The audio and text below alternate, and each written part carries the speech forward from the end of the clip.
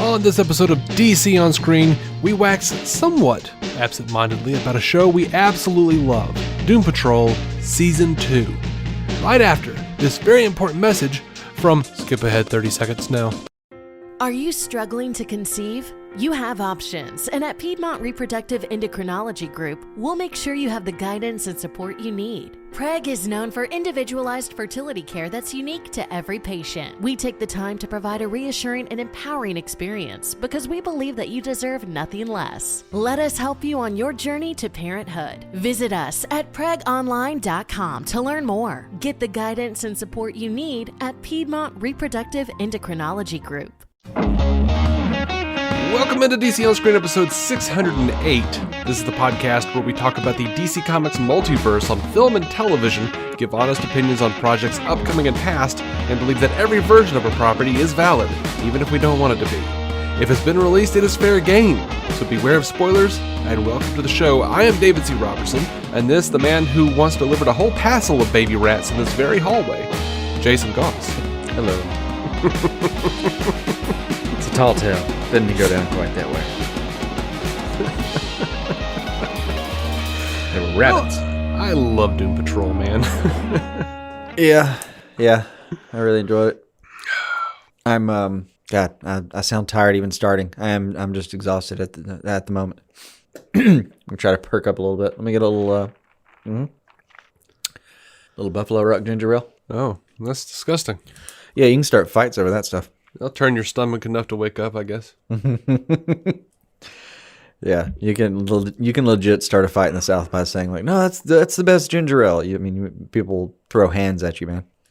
I mean, a redneck once overheard me say I hated it, and shot you. Well, no, he started calling me, the F word. Ah, gotcha. Yeah, and not the one that means penetration. Yeah. And I was like, what the hell is this? The one we actually don't normally say. I mean, yeah, we were just in a, gas station. Wasn't even out in the country.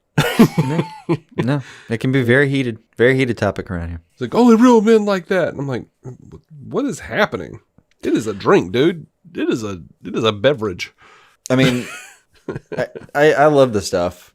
I got offended because we all we could find at some point was diet. And I was like, I don't even know if this is worth trying. And then I shamelessly drank the whole thing. I wish I'd known you back in, I don't know, 04. Mm-hmm.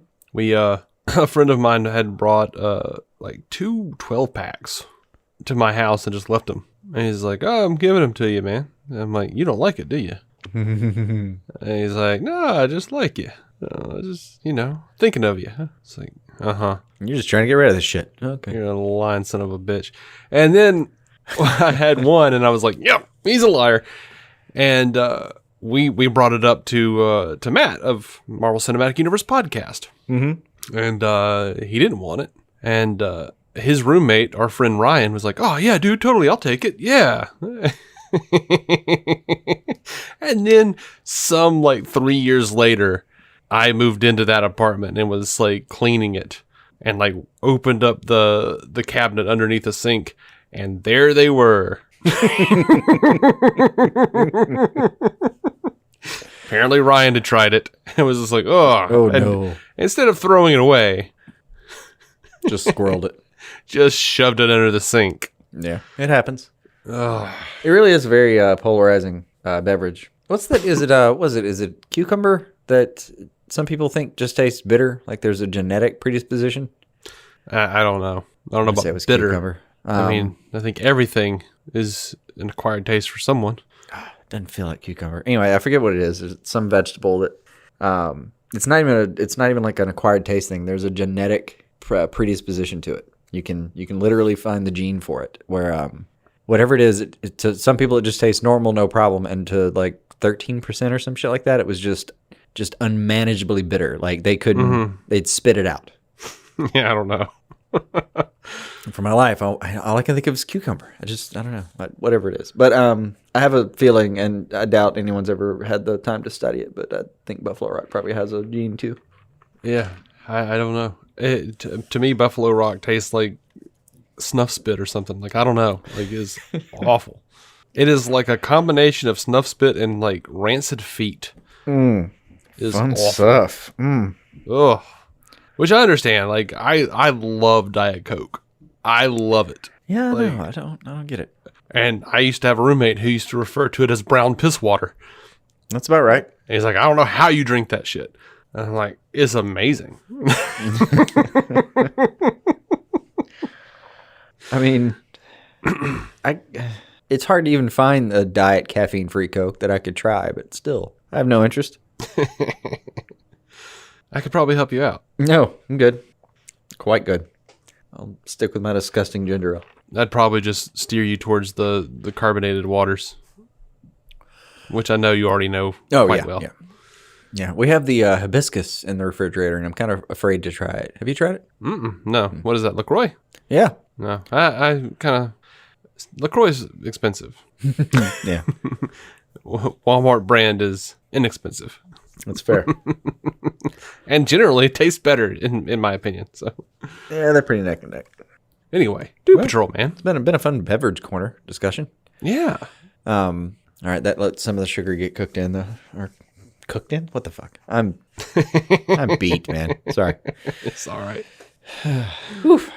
So, Addressing... I want to address this right up front. I was going to ask you to. We talked about it a few weeks ago on the show. According to Abigail Shapiro, who plays Dorothy Spinner on the show, she says that they probably lost an episode. She says it was basically all finished. There was going to be one more episode, and we only had a couple of scenes left.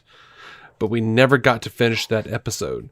So I don't know if that episode is ever going to air or anything. I don't know much about what's happening. We have episodes 1 through 9, which is basically the whole season. We got basically everything done, which I'm very grateful for.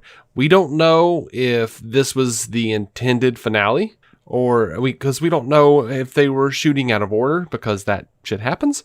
Yeah. They may have only had a couple of pickup scenes to then throw in an extra episode somewhere in the middle. They may have just had a few scenes to pick up for the finale, because, last year on the finale, they pretty much wrapped it up. If they had not been renewed, They could have walked away. they could have walked away. Absolutely. That could have been a story, like one complete story for the most part, with just a couple of threads. Mm-hmm. Now we're looking at an actual honest-to-God cliffhanger. I'm pretty sure they'll probably get renewed, because the thing's a critical darling.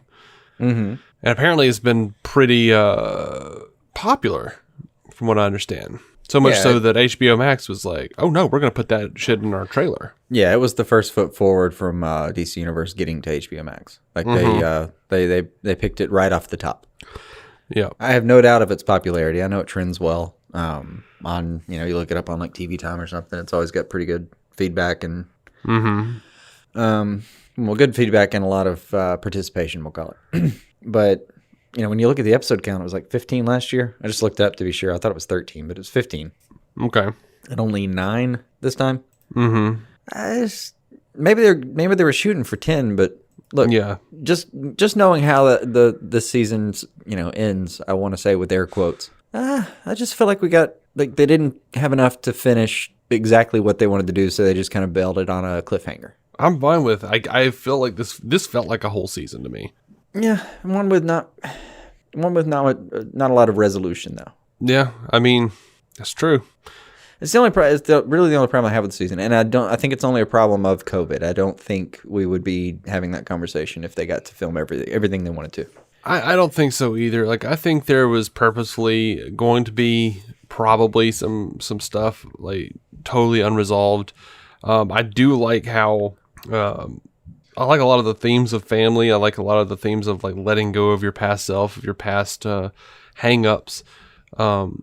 Yeah, everybody had some kind of journey where they were getting over something in their past. Mm-hmm. Yeah, I liked all of that. I liked how much it was reliant on getting away from your parents or coming to terms with who your parents were. God, it was a strong season. It really was. It was. It was. I'm going to look up this conversation just because I meant to memorize who it was, and I didn't. Oh, that's okay. But, yeah, like I enjoyed the season overall for sure. And who was it? I think it was Nerdy-tastic we were talking. Okay. Yeah, all right. So she said, is it just me or is season 2 of Doom Patrol kind of meandering without the driving narrative force of finding the chief, which was, the season 1 Yeah. thing? I said, on the one hand, yeah, I could definitely see that. On the other hand, it's like meandering through a theme park or arcade, so I'm distracted and still pretty well enjoying myself. Yeah. And then we talked a little bit longer, but yeah, it's, she was saying like the glue seemed to be, hey, what's up with Dorothy? The whole season was the big thing. Yeah. Which is true. And that's ultimately where the last episode that we got culminated, was Dorothy having to go on a serious journey herself. Mm-hmm. Yeah, I mean, I was perfectly like, I didn't meandering, but I didn't feel like it was meandering at all. Like, I think I saw that comment and just thought, no. Because for me, it was just like, yeah, I absolutely want to know what's up with Dorothy. I absolutely want to know. Like, I do. But the other thing I kind of mentioned was, if there was anything going on, it was like thematic more than plot driven this time. yeah, which Kind of like what you were saying there. I like that, because I had to think about like where it was going for a second, because I was so like you said, like I was distracted by all the weird shit that they were doing. Oh yeah, they pulled out a lot of Morrison-y stops that, I mean, you can get through an episode just going, what the hell did I just watch? Pretty happily. Yeah. But then you stop to look at, like, you have it from, it's really brilliantly done, because I feel like you're looking at Larry, who is basically, he's the father in the situation, and he's looking at the wreckage that his actions have taken on his children's lives, and how it's affected not only his children, but generations now. And then he's got Rita with him, who's like the child looking back on what her mother did and how her mother's sins have affected her.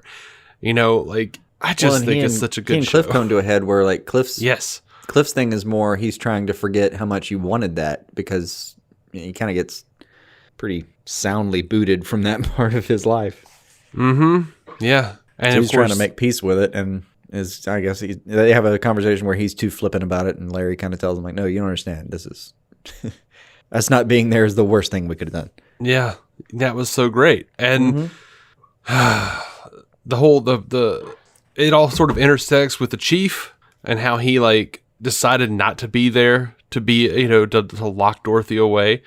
Danny says he didn't want to be her prison anymore. I'm just waiting on Larry to say he doesn't want to be the negative zone's prison anymore. Because obviously, like, the negative force, or whatever you want to call it, the negative force wants to get out into space. It wants to be free again. It wants to shed this human bullshit. That's what it's like pushing Larry to. It's like trying to get him to, like, work through all of his horse shit so that he will, like, put it behind him and they can go be out in the stars where they're supposed to be. I don't know, man. He's trying to get him some closure so he can move on. And so good. Yeah. I do love that, like, through the entire series, the negative force has been just a much better actualized individual than really any of the team, if we're being honest, but Larry in particular. I mean, a little bit. Like, if we were talking about who seems to know what they really need to talk about, like who's done the best work in therapy, who's actually gotten in touch with what really needs to be going on, it's probably Negative Dude. Yeah, probably. Yeah. Or Danny. Yeah, Danny's. I mean, Danny's still learning, but Danny is on top of their shit, man. Yeah. I was glad true. Danny didn't Very die. wise. Oh, another theme that hit about mid-season that I did enjoy, I think it's on the end of maybe Finger Patrol. It's somewhere after the whole Rita's explosive orgasm stuff and the Sex Patrol coming by, and which is, by the way, fucking hilarious. The sex men coming in, yeah. Like, I just laughed my dick off, but like they keep running into the room to try to stop it, and they're just doing the prolonged orgasm gag. It's stupid comedy, but it made me laugh. They all did a pretty good job with it. So I'm going in. Oh. What kept cracking me up is, like, in all the subsequent episodes, there's always at least one scene where they're like ghosts having sex randomly throughout the house. Yeah, it just, like, our lives now. It disrupts everything for just a minute. They watch them, like, hump their way out of the room. Anyway. I did start to enjoy that gag.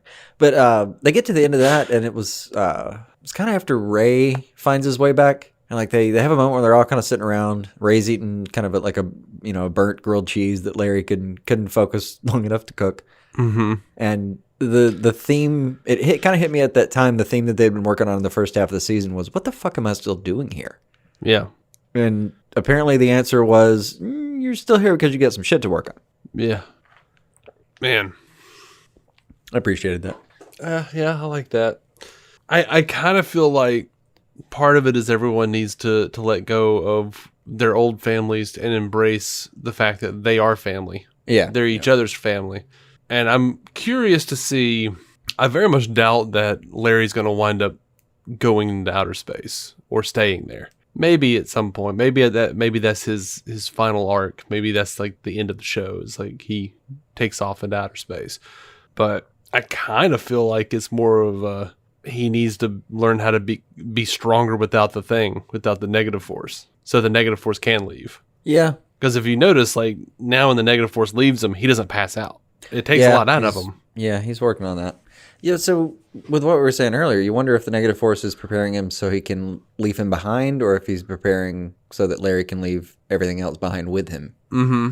Maybe he just plans on leaving him and he's not trying to leave him, a nightmare of a broken human being who apparently would melt the faces off of everyone in the building if they took his bandages off. Mm-hmm. Good game there, Larry. I feel like that Red Jack storyline was just there to show, in some ways, was just there to show us, like, or remind us, by the way, this is what happens. This is what happens when he takes the bandages off. See that? He just kills everything. It's just Yeah, it's bad. It's bad. I'm not sure that was adequately illustrated in the first season. Well, speaking of first to second, like, I'd forgotten until they were in the scene and in the moment. And I realized, almost along with Flex, what she was asking him to do. I'd forgotten he had that little Flex power. Mm-hmm. I'd kind of forgotten that little, and it's a throwaway kind of joke almost in the first season. It's like an, oops, sorry, Flex the wrong one. Sorry, hope everyone enjoyed that. I guess. Yeah. I was impressed looking back because I was like, man, I thought that was just a stupid gag. I'd never thought they'd actually pull that back and make it work for some real character development. Oh yeah, man. Everything's on the table. But so help me, they figured it out. And God, their stuff with Rita was just brutal. Mm-hmm. Sure was. I'm not sure. Stuff with Rita, stuff with freaking Jane was brutal. I was gonna say, like, it's neck and neck. I'm not sure if the Jane scenes or the Rita scenes were harder to digest. Those were both rough. You think Jane? Yeah. That last episode breakdown? Yes. Yeah. Yes. That was rough. That was bad. Also, dude, what is it, Bob? That's a skeezy looking motherfucker. Bob? Was it Bob? I don't know. The guy, the swinger she's with at the party. Oh, that's funny is I kept thinking that they were going to pull out the he's Bob Dylan thing. I just because he's standing on the. I'm like, yeah, he doesn't look like Bob Dylan, but he does look like as close to Bob Dylan as any of the people that they hired to play people from the past on Legends of Tomorrow. So I'm like, it could be Dylan. He sounds a little like Dylan. He's out there and I'm like, No. But nope, and I don't know what his actual name was. Well, but I think it's funny that you called him Bob. Well, I was thinking. No, I thought her. Fuck, I've already forgotten their names. So the guy that she's with at the time, it turns out he's just super sleazy anyway. But the guy that the guy from the other couple that she's sleeping with when she has the breakdown, he they cast him specifically to look like he didn't belong there, I guess. Yeah. He made me uncomfortable. I did not like watching him stroke away. It made me very uncomfortable. I didn't like it at all. Yeah. It was a great episode. Very well done. Her speech is amazing. Or her breakdown speech, whatever it was. Yeah. Whatever you want to call it. I was down with all of that. And I knew that wasn't Miranda that had come back. I just knew it wasn't. I was like, nah, girl. That's going to be something else. And we still don't know what exactly it is. Yeah. But all of the underground stuff was deeply interesting to me. It was. I like the dynamics. It feels like they could do like 3 straight episodes on the underground. Just tell everyone else, hey, you don't have to be on site for 2 weeks until 2 weeks later than everybody else. And I don't know. They could do 3 solid episodes with just Jane dealing with Jane, and it still wouldn't even fully. You wouldn't even be really stretching your legs in the underground. There's so much to play with there. Mm-hmm. Yeah, I could watch a whole show about the underground. Yeah, just a straight season of just her sorting that shit out. And all these people who are like, oh man, Doom Patrol is brilliant. The underground's a crazy and great idea. I'm like, yeah, you hated Sucker Punch, didn't you, though? I don't know if I hated Sucker Punch. I never got to finish it. Yeah, just, whenever you get the chance.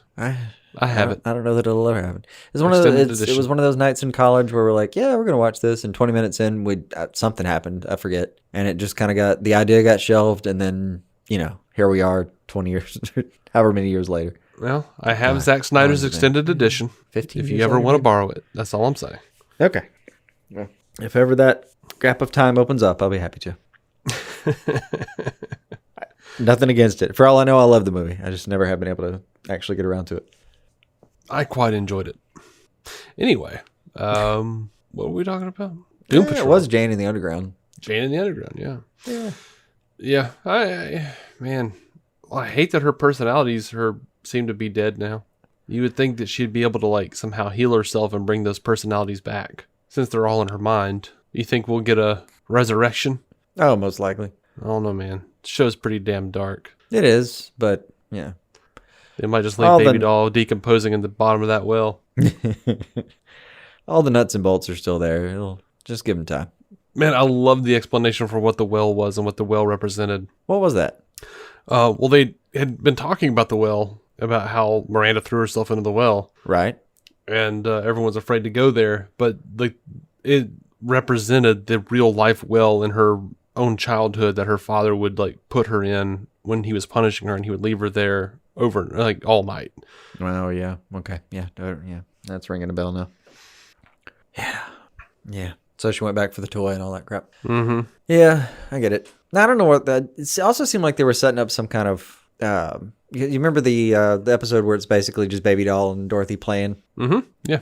I think that ends tragically with the broken brick. I think. Anyway. No, I think that one was that one ends with. That one ends with some Janes going down. Yeah, Candlemaker going into the underground and murdering Janes. Yeah. Well, so that was my point.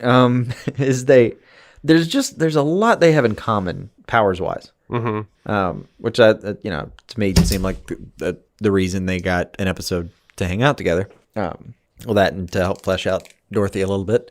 But if they're gonna, with Dorothy going full manifesting her own weapon, diving into the flames to face the Candlemaker kind of thing. Mm-hmm. It seems like it's only a matter of time before they give Jane her stuff back to help out. Maybe. She's still got, 60 other personalities in there? There's plenty. With their own, set of powers? Yeah, there's plenty of stuff. Well, we could do that, though. Baby Doll in particular, I'd just be surprised if we didn't see some more. I don't know. They could just throw her away like they did. We could pull that old game. She had 60 other personalities in there. How come they didn't help stop the Candlemaker? Where were the Avengers during the Defenders? Yeah. Under other contracts, that's where they were. They were at home getting some stanky on their hang down. They have to have lives. Yeah. Learning Tai Chi. I don't fucking know, but they weren't there. Cap had too many burritos and he was on the toilet. Leave the man alone. Let him have his privacy. Hadn't he earned that? Good God. Evidently, he's earned a whole life of laying low. Yeah. I'm looking at you, Endgame. Yeah. Ngame. I don't know what... It left me wondering, though, it seemed like it was going to be a very Dorothy-heavy ending, because short of Jane, who... I don't know if she has anything in her power set that we've seen so far that would let her, roll up into a kind of imagination land kind of deal like Dorothy's going into. Mm-hmm. Because she's got some serious, fifth dimensional kind of power shit going on. Yeah. I don't know what Jane's got in her arsenal that could possibly affect that, but it feels like better than, somebody who can stretch or a robot or even negative dude has to offer to the situation. Yeah. I mean, Cyborg, for all his parts, is pretty 4-dimensional. Mm-hmm. Yeah, I don't think there's anyone other than Jane what could go up against Dorothy. But I think the important thing now is that Dorothy is the one that's going to have to, like, go up against Candlemaker. It's not even about anybody versus Dorothy except for Candlemaker. Oh, no, I figured they'd have to go in and help her. But I don't know what they're going to do. So, yeah, I just figured it was going to be Dorothy on her own. Yeah, I mean, they're all covered in wax. I don't know. Like, the only one that I think that isn't is Jane. She's the only one that's there, or that's still around, right? I can't remember if she is. I'm pretty sure. I mean, she's like subdued. She's like trying to swim up out of that whatever. She's the trapped, well. but I don't know if she's waxed. She's not waxed. She's definitely not waxed. You know, if anything, you would think the combination of Cliff and what's his name, the magician. I know his name in 2 other shows right now. But I can't name this one. Willoughby Kipling. There you go, Kipling. Seems like those two might have a decent shot at getting in there. You know, their powers combined. Kipling is waxed. Yeah, I know. That's what I'm saying. If it's short of them being waxed, like if you got them two and the the disembodied pony head, maybe they'd have a shot. Mm-hmm. I don't know. That lady that was back at the gas station that was like, "Don't tell your dad that you got your period or whatever." Oh yeah. I kind of just kept hoping that she would somehow miraculously be at the fair and like watching everything that was going down and somehow know that it was Dorothy that was doing all this and be like, I had a period like this once. Armageddon. Yeah, that sounds right. Just jaded, finishing a cigarette with way too much ash still on it. Yeah, we've all been through this one. I told you not to tell your pa. Told you to overreact. It's like, what terrible advice. Mine just hit me a couple times. I don't know what the hell Juju years was going. Well, it was pretty shitty. Like, it started as a real wholesome, like, oh, glad there's somebody there. And then, oh, she soured that very fast. Like, yeah, men suck. Don't tell them. Like, no. No. I mean, yes, he has a syringe and he's thinking about killing her, but no. Yeah. I'll tell you though, but they made so much of a play out of him this season had over and over again it hit the beat that he's just trying to preserve her youth indefinitely, at the cost of his own immortality apparently, if need be. But he something tells me whatever she's doing in there with Candlemaker, that she may come out not as a little girl anymore. Right. And he'll have lost his little Dorothy. And that's a nice little allegory for how fathers try to keep their daughters from growing up. Oh, yeah. Yeah. It's very tempting. I mean, deeply tempting to, like, build a cage and not let her out till she's 30. Mm-hmm. Like, it's the wrong thing to do, but there's a party that's like, yeah, but maybe. Maybe they would forgive me. Yeah. The courts and the public alike. Like, no, you can't unbreakable Kimmy Schmidt somebody. Sorry. Oh. Yeah. I don't know, man. I like the whole season. Like, I don't think there was anything that I didn't like appreciate on an artistic or comedic or, like just everything had its place. And my God, the stuff with Larry and his sons was just heartrending. Yeah. It was awful and amazing and so good. Like, yeah. And completely different than how heartbreaking last season was with his, lover dying. Yeah. Like, man, just... The dude has lived a tragic existence. I was about to say, will we ever have a time where Larry is okay? Yeah, and they don't even give him, like... I'm not even... They're not even doing, like, morality plays with him so much. Because they very clearly describe, how hard it would have been for him to come out. And that had there would have been a whole series of consequences that would have resulted. Yes. Like, he was damned if he didn't. Mm-hmm. Like, the show makes it very clear that he didn't have a good decision to make, and that no matter what he's done, it's just ended in tears. Yep. Yeah, he is. I'm kind of hoping he gets a win at some point. Like, even that even just dancing for a moment at that party, I was like, oh, finally he's happy, and then blew it. Okay. Yeah. Dude, I laughed so hard when he kept trying to sneak into that hospital. They just put on like doctor's coats and they're like, "Yay, we're done." It's like, okay, buddy. Why don't you believe me? No good reason.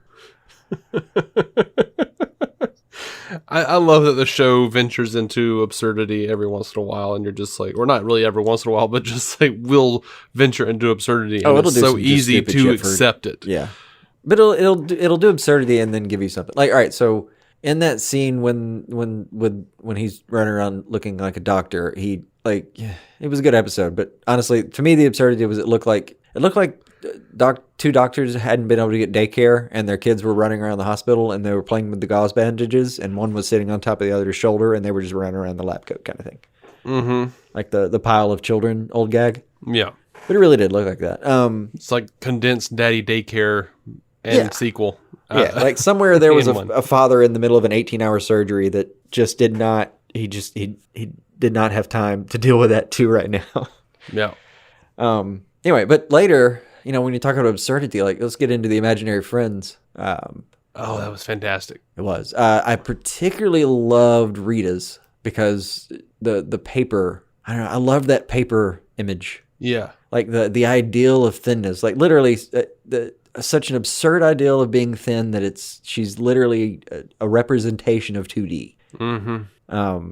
And has no stopping her. She can out tap her. They had a. I don't know. That was a good moment, but.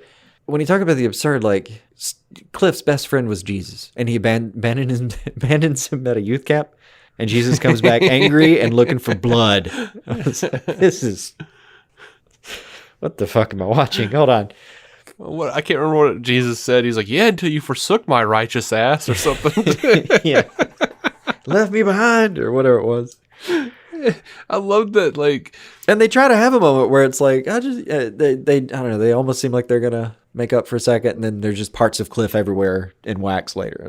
They didn't make up. That didn't work out. Well, it was all Candlemaker, but yeah, I know. But still, I did love that every time we switched to Cliff and Jesus fighting, for some reason Jesus means heavy metals going in the background. Like, I missed that Sunday school lesson. Or it was just like, what are we doing here? Why is Jesus heavy metal? I'm down, but this is weird. I don't know, but I've certainly heard my share of Christian metal. I have too now, but that was college. Whew, that's a real genre that's out there. Oh, it is. It is. I'm not entirely certain why, but whatever. They seem to be enjoying themselves, so go for it.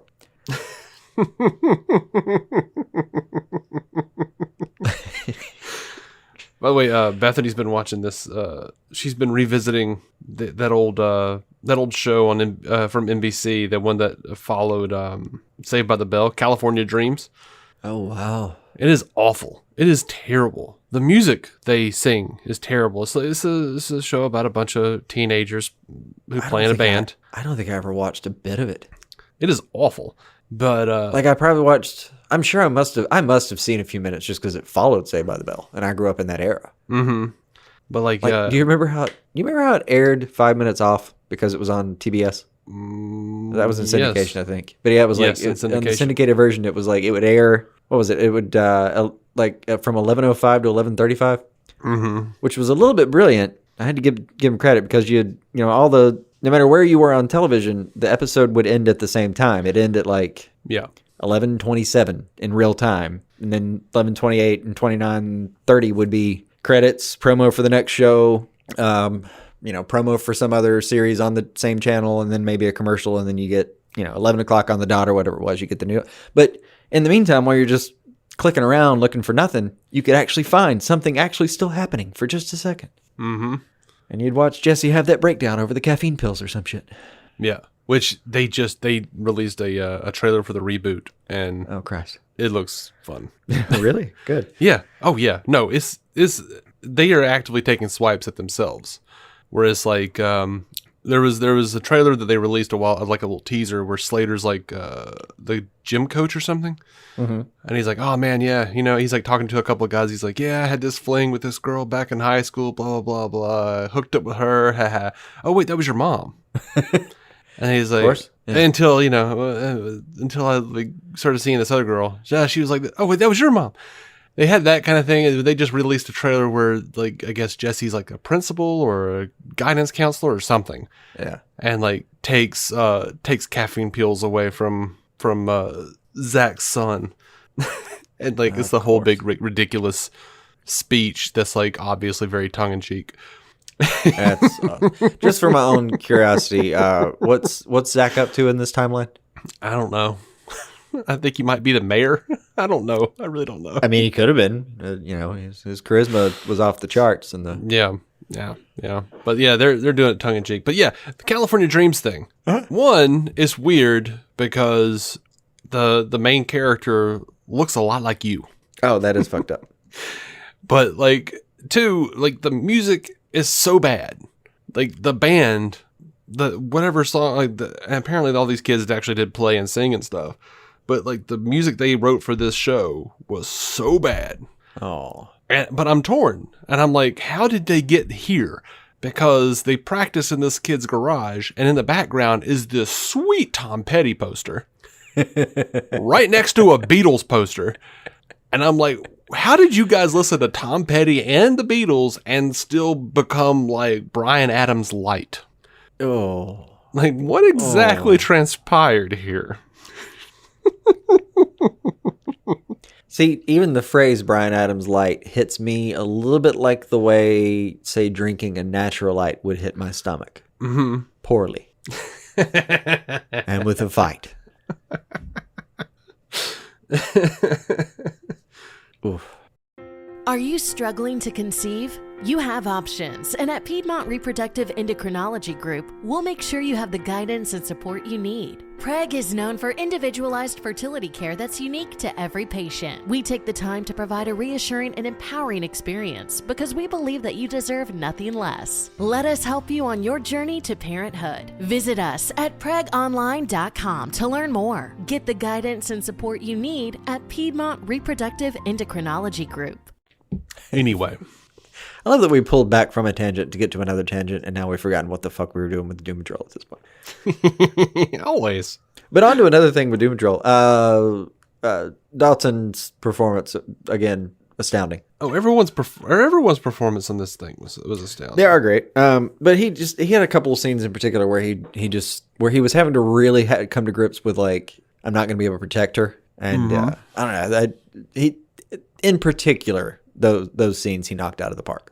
Yeah. Like that last little moment when she's walking toward the flames where he just ekes out this little Dorothy. Like, fucking, it's perfect. Fucking pitch perfect. Yeah. Good stuff there. Yeah. I mean, I'm having trouble finding more stuff to say about the show, honestly. Like, we'd have more if we'd come to like a conclusion of some kind, but I just don't feel like we really did. Not that this doesn't work. I mean, don't get me wrong. I think we're missing, personally, I think we're missing an episode. Just feels that way. And it's hard to interpret what she said in the press, which, by the way, when you're reading her little press bite there, you hear it in Dorothy's voice, right? Yeah. Like, for sure.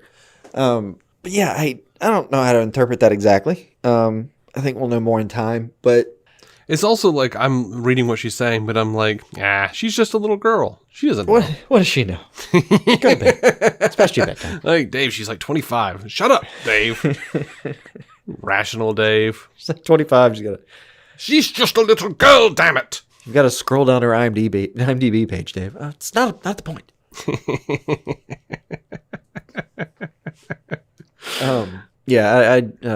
I feel like I'd have a lot more to say if we got into something. And for my money, I'm betting that we are at least missing the one episode. Just because that's what it sounds like. Although, I got to give him credit for leaving you on a nice cliffhanger that somehow still managed to wrap up the personal, dealing with whatever's holding you back storylines. Yeah. Which they did a pretty good job of. Like, before everybody gets waxed, they do a pretty good job of dealing with their shit. So, I do appreciate that. And then having Dorothy at least stand up for herself at the end of this thing. And, hints of it. It's like standing up at the party and saying, no, I'm going to stay up and stuff like that. Yeah. Like there was some resolution for sure. They picked I think they did a good job with picking this part of the cliffhanger for what they had to work with, but I don't think they got to play with the full deck of cards. Yeah, they probably didn't. They might be missing up to a whole suit, even, just because not being able to do your finale is that sucks. I mean, they did pull off a pretty great finale, though. For what it was. For what it was. I wouldn't be surprised if they were at least going to get into the Dorothy Candlemaker fight, which I'm just calling it that, I guess, as a placemaker. But given the course of the season, it feels like they were going to at least get into it. Maybe not resolve everything, but at least get into it. Yeah. Feels like. Just speculation. Yeah, man. Gosh, there was so much I loved in this show. Pioneers of the Uncharted. Like, I love those two. They were just like running on fumes, slapping each other on the ass and saying their catchphrases. Yeah. Oh. Just like felt right out of the Bronze Age almost. Yeah, I don't know. We'd have to go through like individual episodes. Otherwise, I really did enjoy the ride through whatever it was we got. Mm-hmm. Yeah. It was a weird ass show, as was the last season. So yeah, truly that. Mm. And I don't. I mean, I'd put money on season 3 personally. Oh yeah, no, I think so. Did you hear about the thing with Jovian Wade and not Jovian Wade?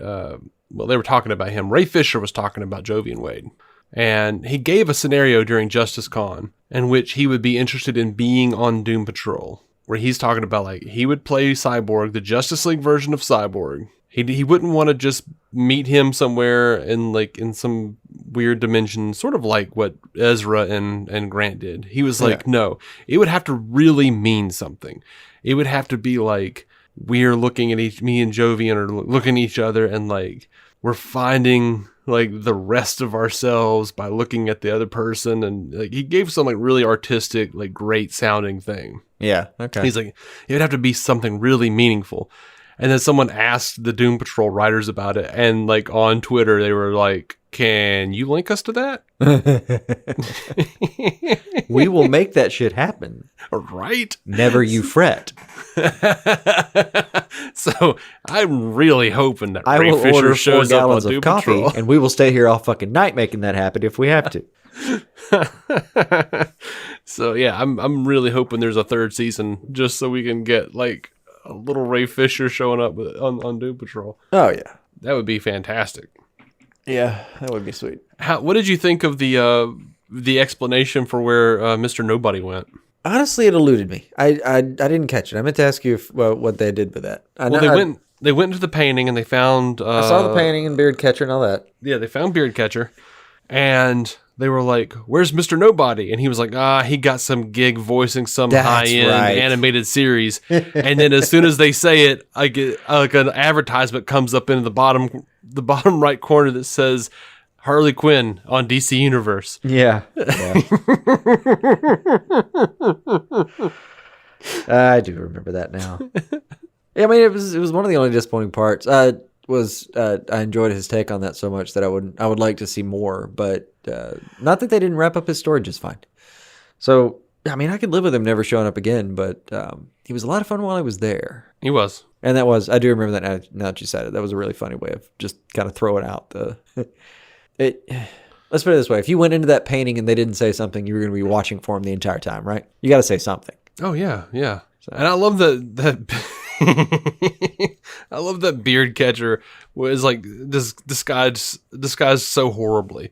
And they're all like, dude, this doesn't even look like. He's like, no, get behind me. And sure enough, like no one, like the scants didn't see him. They were just like, do. And he just kept standing still, and they never saw him. They like took everybody prisoner but him. Yeah, he's like clearly right there. I don't know. I he's like glancing around with worried glances, like, "Oh shit, the jig's up." No, they missed it. Okay, good. I'll just stay right here. Oh yeah. God, I'll never forgive that character for that one scene in season 1, though. Ugh. What did he do? What was so bad? I know when he like really reaches in that sink for that. Oh yeah. For I think Cliff's hair. Oh. No, it was probably the Chiefs, wasn't it? Oh yeah, sorry, the Chiefs. Cliff is a robot. Yeah, sorry. I meant Chief. Oh, that still turns my stomach a little bit. Yeah. Let me ask you though. Fun character. You think Cliff's Is everybody else was just waxed. Cliff was exploded. Can be put back together. Who cares? His head was intact. Yes, they could put him back together. Yes, and that's important. His head was intact. My question is, do you think they exploded him so that the chief could put him in a proper android body? Well, that's kind of what I was pondering as you were finishing asking the question. Was like they really did a lot of lead up and foreshadowing to the fact that this body isn't quite cutting it anymore. Mm-hmm. Which I guess the downside would be because I know there's an actor playing Cliff, actually, playing Robot Man, I should say. Right. Who I guess would have to go, but it would be interesting to see actual Brendan Fraser roaming around the mansion. Well, we wouldn't have to necessarily even see him. It could be just a more streamlined version of Robot Man. Here's what I want. Let's keep the guy playing Robot Man. Mm-hmm. Let's give him an android type suit instead of not. I mean, it's kind of fun. Like, it's a really cool design they did with Robot Man as is. Mm-hmm. I would miss it, but it would be a lot of fun if they ended up giving him some deeply disturbing, Uncanny Valley-esque version of Brendan Fraser in Android. That would be fun. That would really make my day. Like they were trying to, in the sense that, all right, so after someone's pointed out that Michael Myers is really just like an inverted William Shatner mask with the holes cut out on the eyes a little bit bigger, and now you can't unsee it, but it still doesn't feel right when you see it. It's like that, but Robot Man. Uh-huh. I could see it. I could see it being fun. With just a weird, creepy, slightly rictus grin, because he was a depressive kind of personality anyway. Yeah. I don't know. I like the idea that Robot Man he might start looking newer and with shinier. The shitty hair of Encino Man. Oh God. Sorry. All right. What were you saying? I like the idea that he might be shinier looking, newer looking, maybe gold, closer to what is, his more current comic book counterpart might be, without being so big and clunky. You're like, also, what if the chief just kind of replaced some of the rotors so he didn't make as many whirring sounds? Yeah, I like the idea of there being a slow progression towards humanity. I don't want him to just be go from 1950s Robot Man to, Data. Yeah. But there should be a Bicentennial Man stop somewhere in the middle. Yeah. Something like that. Or just try it out. The chief, like I said, just replaces some of the joints so there's not as many whirring sounds. Mm-hmm. Upgrades the appendages so they're a little more articulated. Polishes the whole suit so it looks kind of chromish instead of that dingy kind of copperish look thing. Mm-hmm. And just tells him it's a brand new suit. And it takes him half a season to figure out that all he did was polish the fucking suit.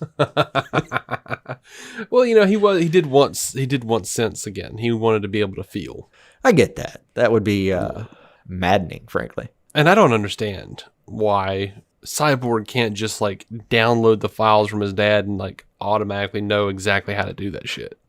Didn't they hint that he's to some extent locked out of some of the mechanics of his suit? The same way his dad could turn on things on and off and kind of hijack his suit without... Yeah, but he's got to evolve, man. He's got to evolve. He does. And they talked about that storyline, but I think they left open the door that there are parts of Ray's mechanics that even he can't get into. Yeah, they did. They did say that. Which makes sense. I mean, I would do that for sure. If I were a brilliant... What do you even have to be? Bioengineer, AI? You've got to have 17 doctorates to make a suit like that.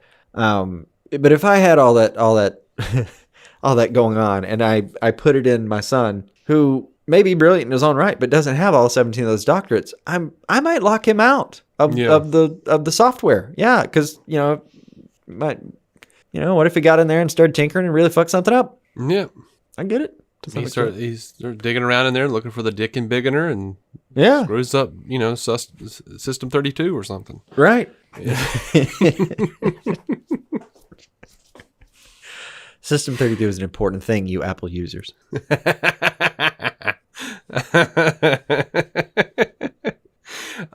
If you want to find the equivalent on any Apple product of destroying System 32, the Windows folder, just take a 1/4-inch drill bit and insert it anywhere into the actual body of your PC or laptop, and then shake it around a little bit and pull it out. That'll mimic it pretty well. Yeah. So, what did you think of Vic's love interest? Can't remember her name now. I don't either. A little frustrating. I liked her. I just don't remember her name. Sorry. I was not joking. Like, Ronnie. there Ronnie you go. Evers. Sounds good. I felt like I disappointed myself as far as being able to view this season with more vigor. It has been a long few months here, and I've been watching these episodes like half an episode at a time after we got the baby to sleep and everything. Like after everything's done, before I'm like too tired to watch anymore and still grasp what I'm viewing. So, yeah, stuff like Ronnie's name is going to escape me this year. Next year, it's hopefully going to be a much smoother ride. He says, shaking and drinking caffeine. Yeah.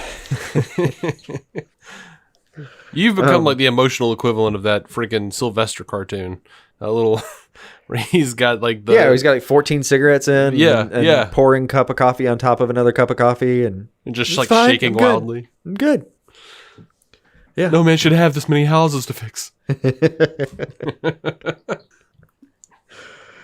just got one bathroom to finish and a whole garage to move, and I'm done with one of them. And a daughter to raise for the next 19 years. Other than that, good to go. Anyway, yeah, there won't be as much in the works theoretically next year, but fingers crossed. Yep.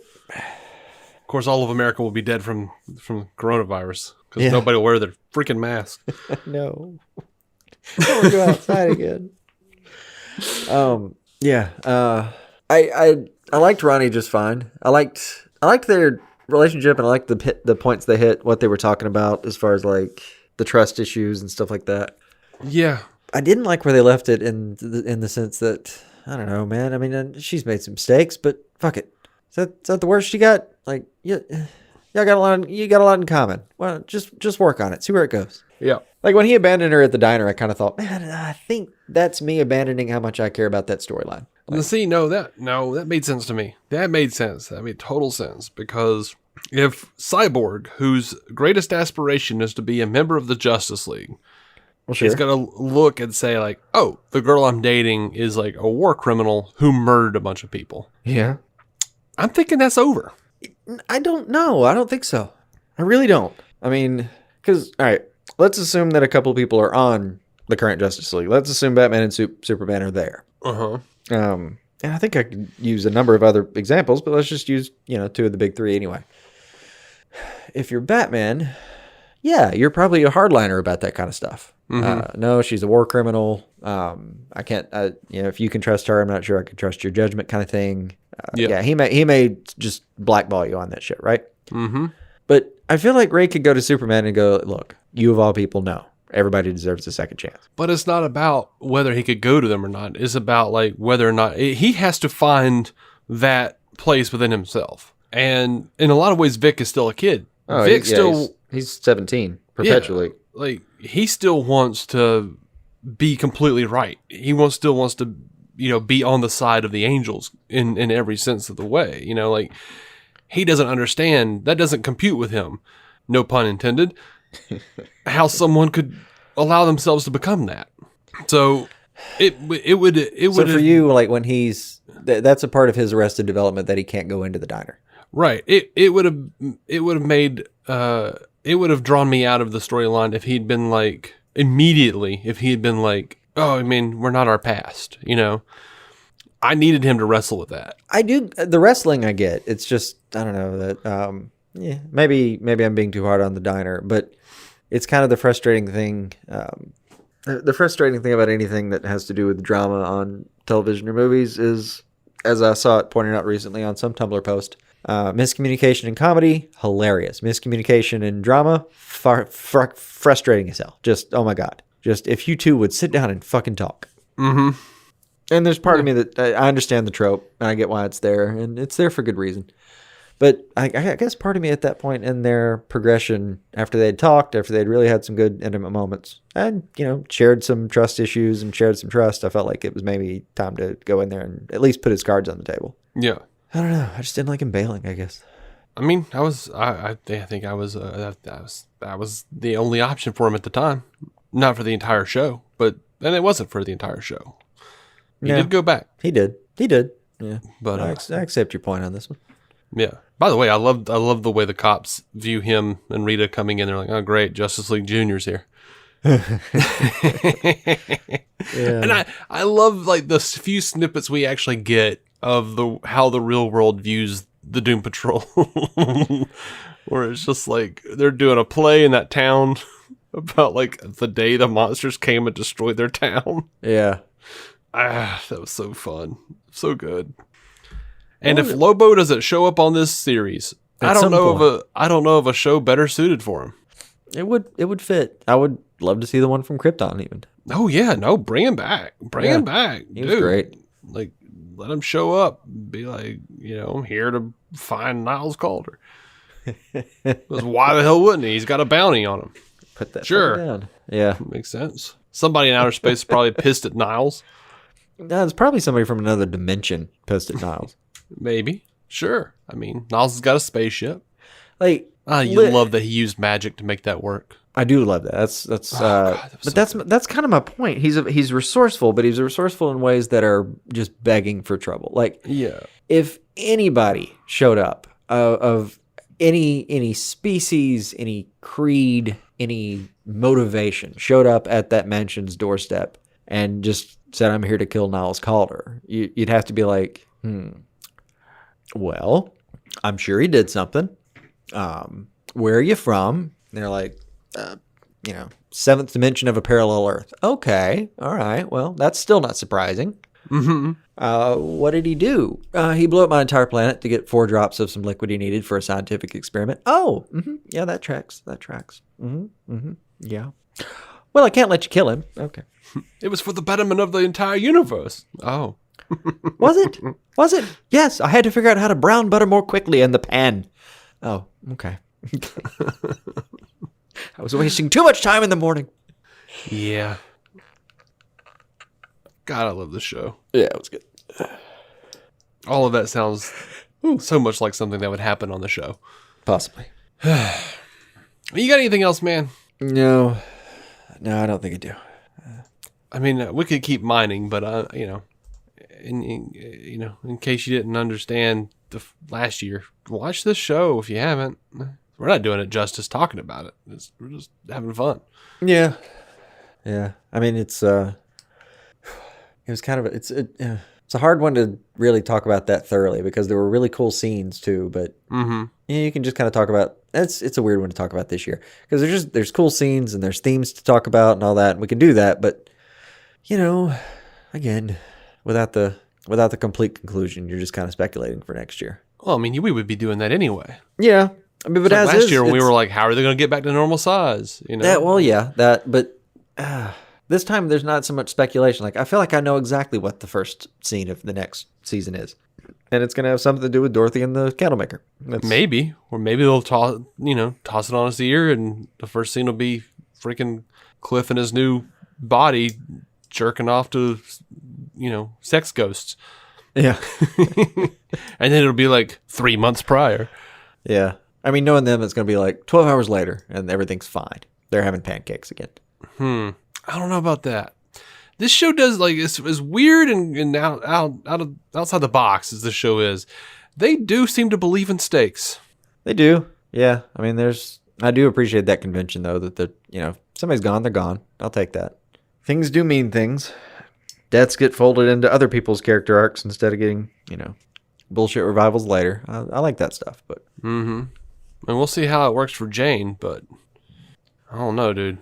She pulled that Miranda corpse right out of that ground. She did. Ugh. She did. And see, even with, like you were saying with Baby Doll, like she put up a huge protest about we don't know what happens to these people. So yeah, but then she found out. She went down and she was in the well and she saw the corpses. Now, I mean, they're all imaginary people. Yeah, you're right. Sorry, I forgot about that. They're all imaginary. So yeah, but that's still you're still even open. Like, even riding away like that, I'm not sure that matters.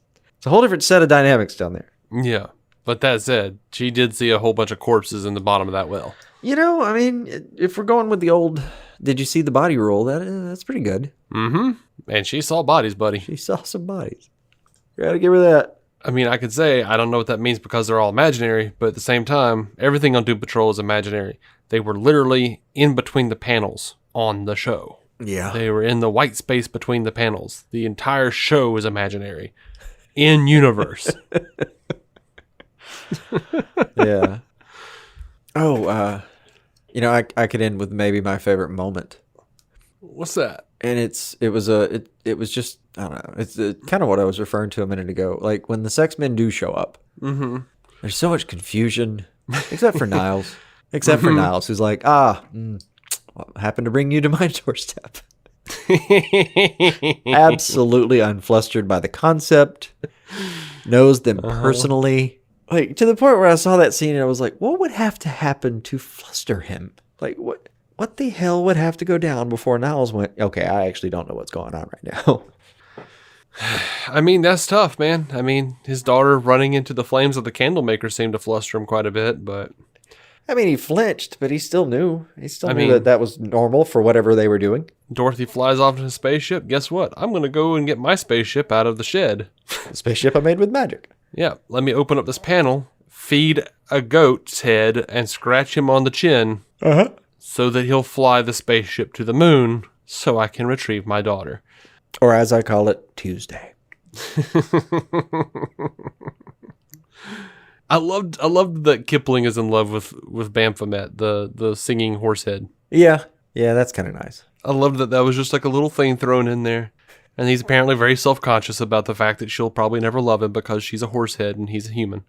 Yeah. Oh, gosh, it's so weird. But he's still smitten, and that's how it is. I love it.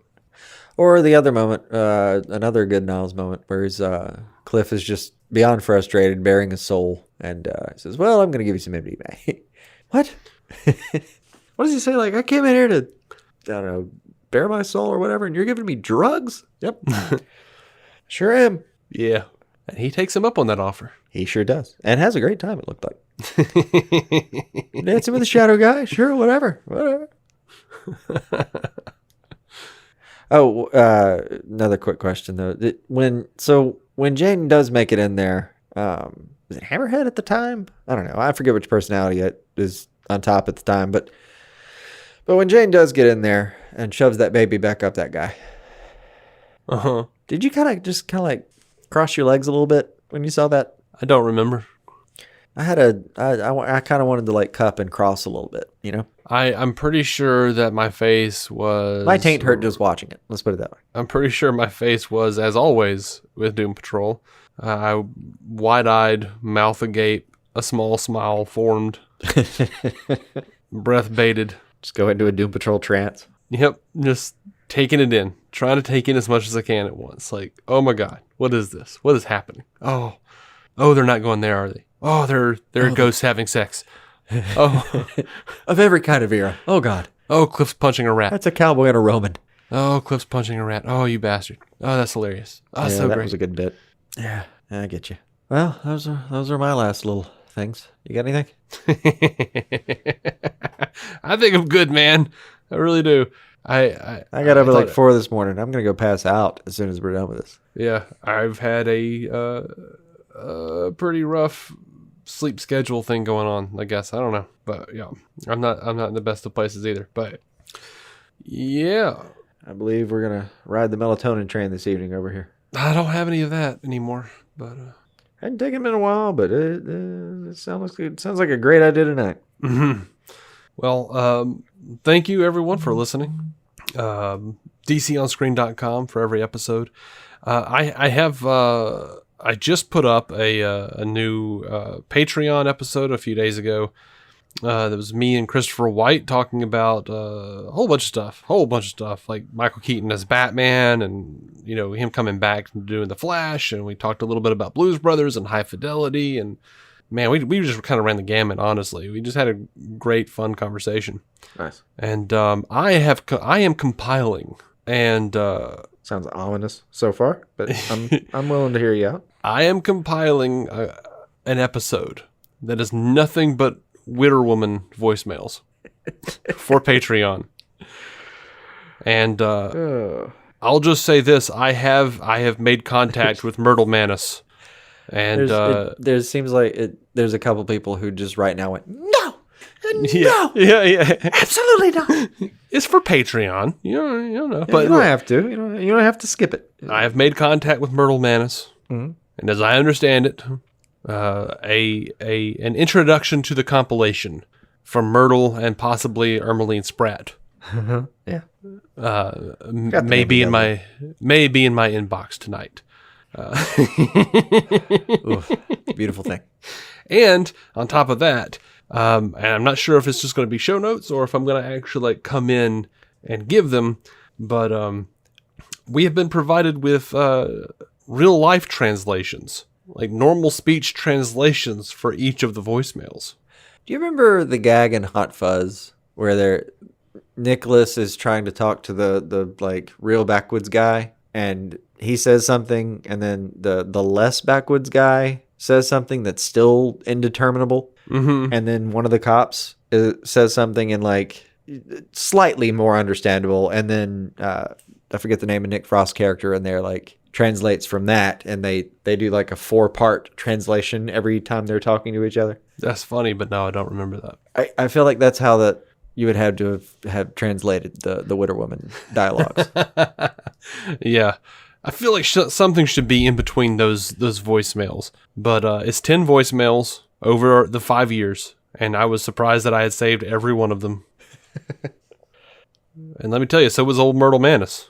Yeah. So if, I mean, like maybe you got somebody from like the lower Appalachian trails, and then maybe from like northeast Georgia, and then maybe southwest Georgia, and then lower Alabama, and then maybe somebody in Shelby County, and then finally we found somebody in Birmingham, and that's how we translated them. I don't know. It'll be magic. I don't ask questions. I take the transcriptions and I go, thank you, Myrtle. Thank you for not making me try to do that. I didn't ask for the transcriptions. They were offered. And I said, yes, translate that shit, please. Yeah, that's pretty good. It would be an adventure. Like, God, it would remind me of like those old scoping jobs I used to do. Yeah, I did a couple of those. Just mind-numbing stuff. You just sit there and listen to the same piece of terrible audio over and over again until you figure out which, ridiculous citation on mineral rights some lawyer's mumbling under his breath. It was bad. Those were interesting times. Anyway, the best way to support us would be patreon.com/DC on screen. And the second best way is to leave us a written rating and review on iTunes, or Apple Podcast, I should say. And if you want to do both of those, you'll just be one of my favorite people ever. You're straight to bee's knees category right there. Bees and knees and everything above, baby. Yeah. Oh, that's disgusting. Look, we're gone. We're out. We'll probably come in next week with a Stargirl review. It's just saving up the news, saving up what little news we've been getting for Fandom. Yeah, the news it's there, but it's been scant. Fandom is going to be a deluge of news. One would imagine, yeah. So at least compared to the last couple weeks, it will be. So until next week, keep some DC on your screen.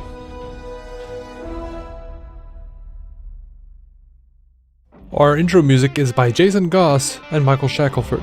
Michael's band, Galactic Engineers of Magnetic Sounds, or GEMS, can be found on SoundCloud and Bandcamp. Visit DCOnScreen.com to find our Patreon, merch, contact information, and every episode of the show for free, including crossovers we've done with other podcasts. DC On Screen is a maladjusted production. For more from me and Jason, including sketch comedy, vlogs, parodies, and our improvised web series Hey Guy, visit maladjusted.tv.